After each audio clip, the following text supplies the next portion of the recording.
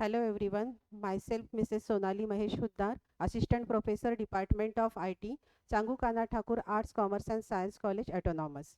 Today we are going to discuss about the cookies. So just consider the introduction of cookie. What is cookie? Cookie is nothing but a very small text files placed on your computer by a web server when you view some sites online. So it is just a small text file. You are used to store data about you and your preferences so that a web server doesn't have to repeatedly request this information, potentially slowing down load time. So if you are providing any data related to you, your preferences for surfing on the web pages, then that are going to be recorded and it is going to be saved for the further use via your cookies.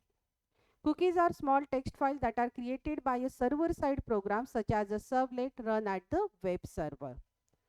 Now just consider the parameters of your cookie. So there are the 6 parameters of your cookie. Out of that, 2 parameters are important one or compulsory one, that are nothing but the name and value pair. So just consider that 6 parameters. First one, the name of the cookie. Second one, the value of that particular cookie you must have to provide. Then expiration date of the cookie, automatically when it is going to be expired.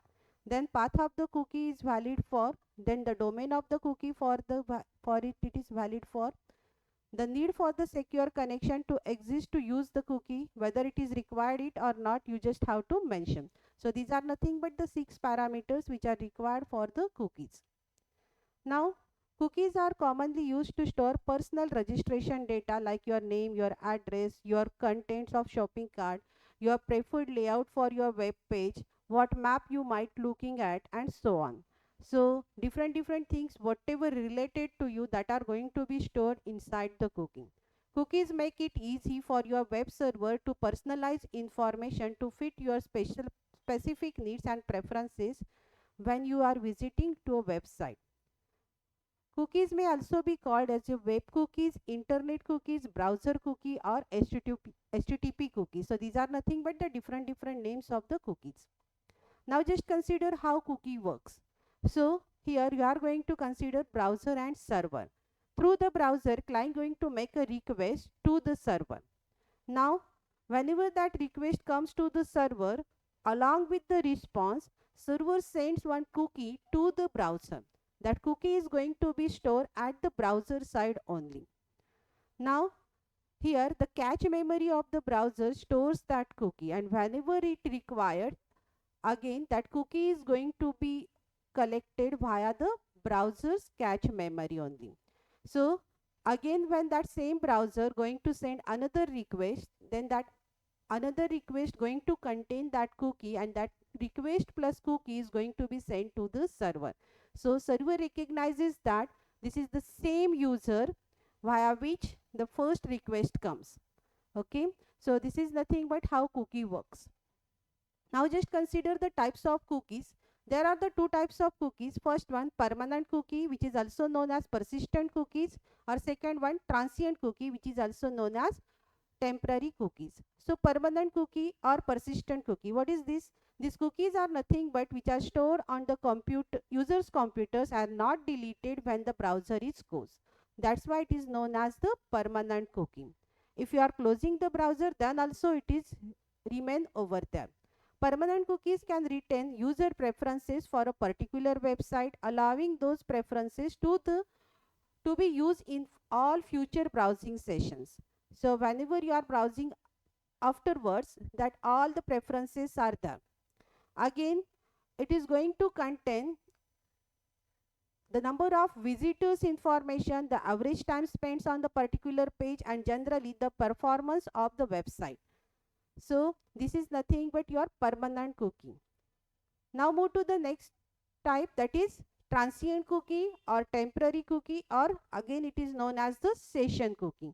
So session or transient cookies are those cookies that are stored in the computer's memory only during the user's browsing session and automatically deleted from the user's computer when your browser is closed. So till the browser is open, these cookies are in existence. Once you closing your browser and again reopening it, then you will not get that cookies. So these cookies are usually store a session ID that is not permanently bound to the user, allowing the user to move from one page to another page without having login repeatedly.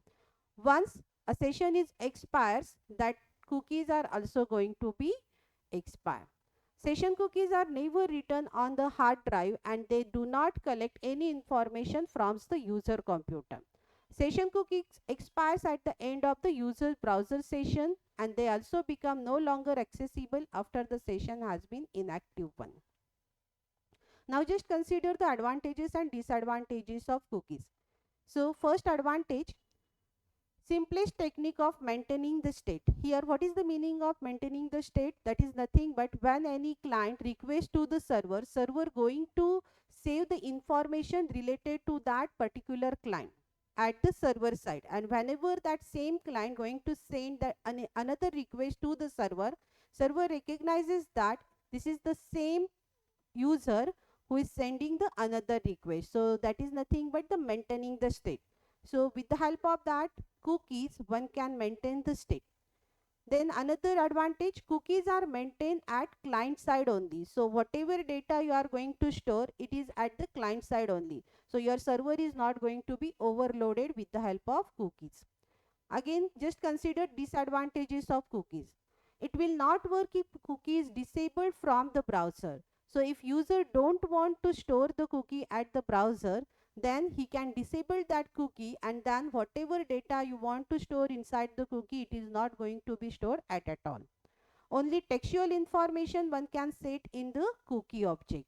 So if you are having any images, videos, then one cannot store that into the cookie, as it is a small text file only. So only textual information one can store in the cookie.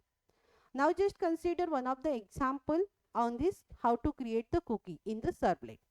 So this is your index.html file where you are going to use, are going to take username from the user and one submit button is there. So form actions servlet 1. Servlet 1 is nothing but your servlet file. When you are clicking on submit button, you are just moving to that servlet 1. And one text box is there which is having the name as username. Now just consider your servlet file whose name is first servlet.java. Now here you are importing all the required packages. Then you are writing your first servlet class which extends HTTP servlet. Then you are writing that do post method. Here you are going to provide the parameters of your HTTP servlet request and HTTP servlet response.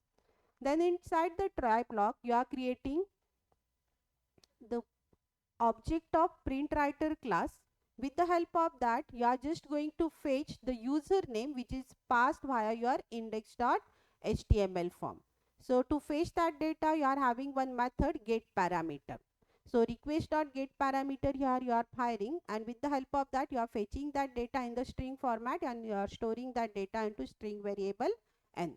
Now you are providing welcome message to that n value, that is username. Now you are creating the cookie object ck with cookie class and username and you are providing over there.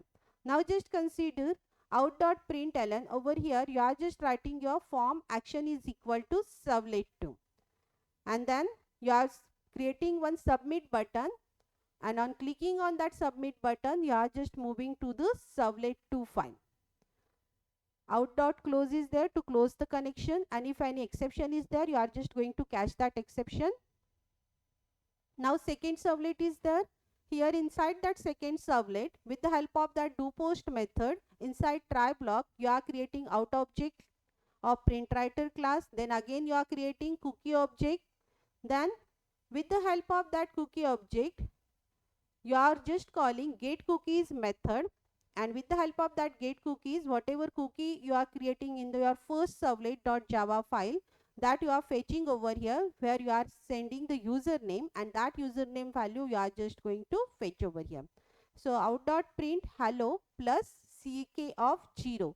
Over here you are having that username, whatever you are providing, that value you are fetching with the help of get value method, and then you are closing the connection. And if any exception is there in between this, you are just going to catch that exception.